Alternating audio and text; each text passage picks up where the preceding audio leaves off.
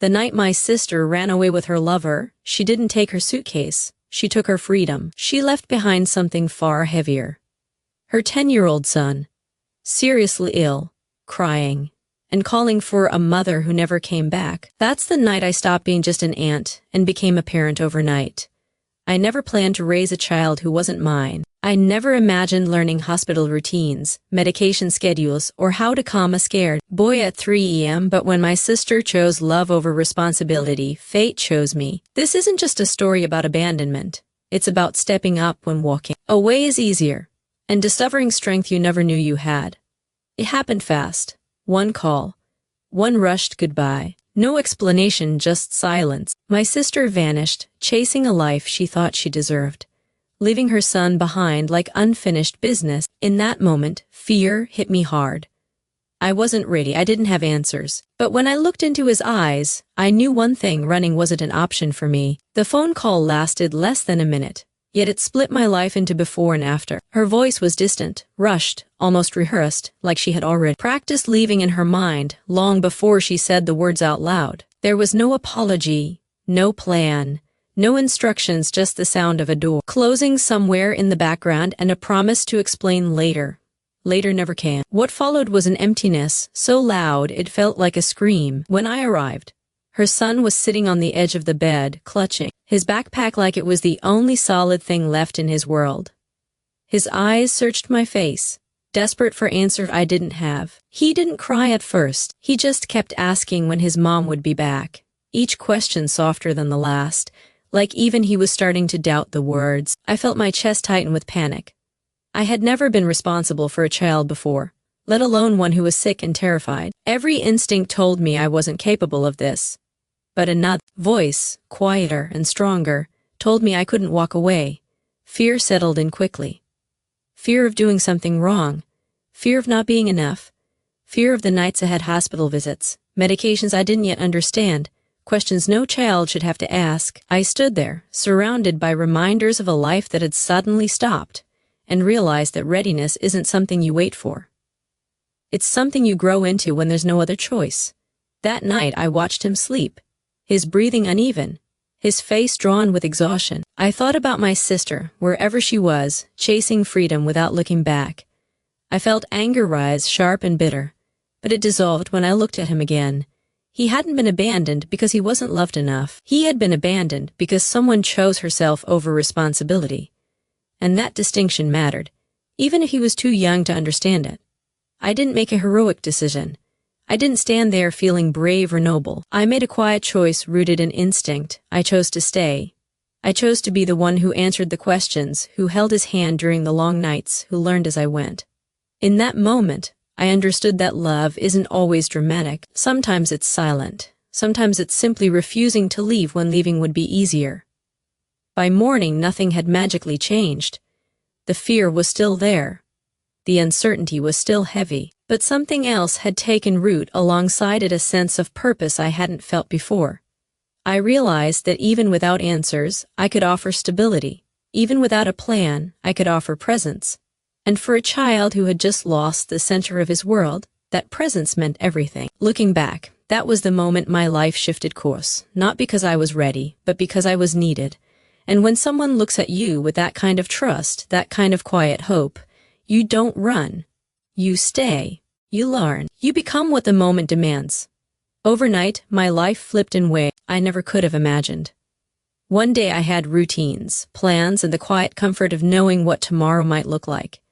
The next, my calendar was filled with hospital appointments, medication times, and late-night emergencies that didn't care whether I was ready or not. The world I knew fell away, replaced by fluorescent lights, waiting rooms, and the constant sound of machines reminding me how fragile everything truly is when a child's life depends on your decisions. Fear became my constant companion. It sat with me in hospital corridors, followed me home, and kept me awake long after the house had gone quiet. I was afraid of doing something wrong, afraid of missing a symptom, afraid that one small mistake could change everything. I had never felt responsibility weigh so heavily. Holding a child's hand while doctors spoke in careful, measured tones taught me how thin the line is between stability and chaos, between hope and heartbreak. I wasn't perfect, not even close. There were nights when exhaustion blurred my thoughts and mornings when I wondered how I would find the strength to keep going. I felt overwhelmed by choices I didn't feel qualified to make and by emotions I didn't know how to process. Sometimes I cried in silence, afraid that if I let myself break openly, I wouldn't be able to put myself back together. I questioned myself constantly, wondering if love alone was enough to carry us through something so big. But slowly, I learned that love doesn't demand flawless strength or endless confidence. It doesn't ask you to have all the answers. Love asks for something far simpler and far harder at the same time: presence. It asks you to stay when leaving would be easier, to listen when words are hard to find, and to show up even when you're running empty. I learned that his illness wasn't just physical. The doctors talked about test results, treatment plans, numbers and charts, but none of that explained the look in his eyes when the room went quiet. The real pain lived in the spaces between appointments, in the long nights when his body was still but his thoughts refused to rest. He would stare at the ceiling, clutching his blanket like it was the only thing anchoring him to the world, and then the questions would come soft at first, almost afraid to exist. Did I do something wrong? Was I bad? And the one that broke me every single time: why did my mom want me? There was no medicine for that kind of hurt, no dosage that could fix the feeling of being left behind. I learned quickly that silence made it worse, but lies would destroy him even more. So, I chose honesty. The kind that's careful and gentle, the kind that doesn't excuse abandonment but also doesn't poison a child's heart with bitterness. I told him that sometimes adults make selfish choices, that leaving is about their weakness, not a child's worth. I said it again and again. Even when he didn't believe me, even when I wasn't sure I believed it myself. Healing became a daily practice, not a destination. It showed up in small, ordinary moments: sitting beside him during treatments, letting him cry without rushing to stop the tear, listening when he repeated the same questions over and over, because his heart needed to hear the answers one more time. Patience wasn't optional. Some days he was angry, pushing me away, testing whether I would leave too. Other days he clung to me in fear, terrified that everyone eventually disappears. I stayed through both. I stayed when it was easy, and especially when it wasn't. Unconditional love became the language we spoke most often. Not the dramatic kind, but the quiet kind that shows up every morning. Packing meals, holding his hand when he was scared, sitting on the floor at his eye level so he knew I was really there. I learned that consistency is what rebuilds broken trust. You don't promise a child you'll never leave. You prove it by showing up again and again and again. Slowly, almost imperceptibly, things began to change. The fear in his voice softened. The questions came less often. He started to laugh again, real laughter. Not the polite kind, meant to reassure adults. One night, instead of asking why his mother left, he asked if I would read his favorite story. Another night, people judged me from every direction, and most of them spoke with confidence, as if they understood my life better than I did. Some said it wasn't my responsibility, that I was carrying a burden that never belonged to me. Others were harsher, whispering that I was wasting my best years, tying myself down to a situation I could have escaped. Their words followed me everywhere: at family gatherings, in quiet phone calls, even in the pauses between conversations. Sometimes, late at night, those voices were louder than my own thoughts. At first, I tried to explain myself. I tried to justify why I stayed, why I chose to take on a role no one had prepared me for. But eventually, I realized something important. Responsibility doesn't always come with a contract or a title. Sometimes it shows up uninvited, standing in front of you, asking a simple question: will you walk away or will you stay? I didn't stay because I was forced to. I stayed because leaving would have haunted me far more than the sacrifice ever could. I gave up sleep first. Long nights in hospital chairs, listening to machines beep in rhythms that never let my mind rest. I learned to function on exhaustion, to smile through fatigue, to keep going even when my body begged me to stop. Comfort followed. There were no carefree weekends, no spontaneous plans, no easy days. Every decision had weight. Every moment required attention. Certainty disappeared too. I never knew what the next test would show, what the next phone call would bring, or how much strength I would need the following day. There were moments when doubt crept in quietly.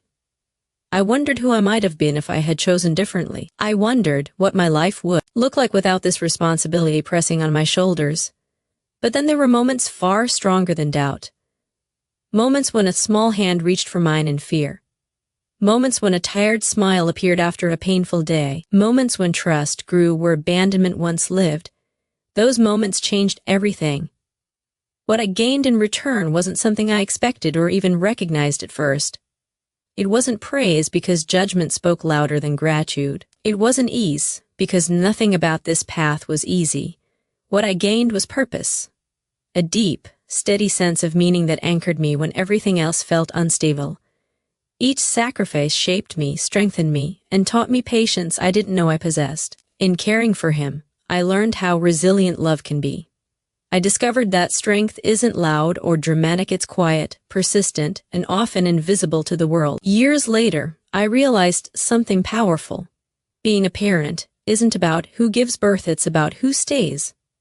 At the time, I didn't have language for what I was doing. I just knew that every morning I woke up tired, scared, and unsure. And every morning I still got out of bed because a child needed me. Parenthood didn't arrive with celebration or choice. It arrived quietly, through responsibility, through consistency, through refusing to disappear when things became inconvenient. My sister chose passion. She chose a life that felt lighter, freer, more exciting than hospital corridors and long nights filled with worry. I don't say that with anger anymore. I say it with understanding. Passion can be loud. It promises escape. It tells you that happiness is something you must chase, even if it means leaving things unfinished behind you. Commitment, on the other hand, is quiet. It doesn't seduce you. It demands that you stay when leaving would hurt less in the moment. I chose commitment without fully realizing its cost. It meant missed opportunities, delayed dreams, and the constant fear of doing something wrong. It meant learning how to be strong when I felt completely unprepared. There were nights I sat beside a hospital bed watching a child sleep, wondering how my life had become this, and whether I was enough. No one applauds those moments. No one sees the silent decisions made at dawn when you choose to keep going instead of breaking down. But commitment has a strange way of giving back. Slowly, almost imperceptibly, it builds trust. It turns fear into safety. The child who once flinched at uncertainty began to relax. He stopped asking when his mother would come back and started asking if I would be there tomorrow. That question carried more weight than any title ever could. It was proof that staying matters more than explaining. In choosing to stay, I changed more than his life. I changed my own. I learned that love isn't proven through grand gestures or dramatic sacrifices. It's proven through repetition, through packing lunches, through learning medical terms you never wanted to know, through showing up on ordinary days when nothing dramatic happens but everything important does. My sister's choice changed her path.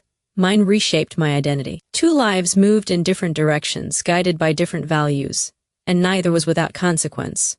But the life I chose gave me something unshakable, the knowledge that when it mattered most, I didn't run. I became the constant in someone else's chaos. That's when I understood that family is built less by blood and more by presence.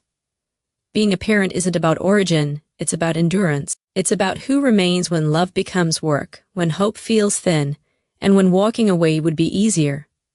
In the end, staying didn't just save a child, it taught me who I truly was, and that lesson will last longer than any passion ever could. If you've ever been left holding someone else's responsibility, know this: stepping up when others walk away is never weakness, it's courage. Love doesn't always arrive the way we expect, but when we answer its call, it shapes us into who we were meant to be. Sometimes the family you fight for becomes the legacy you're proudest of.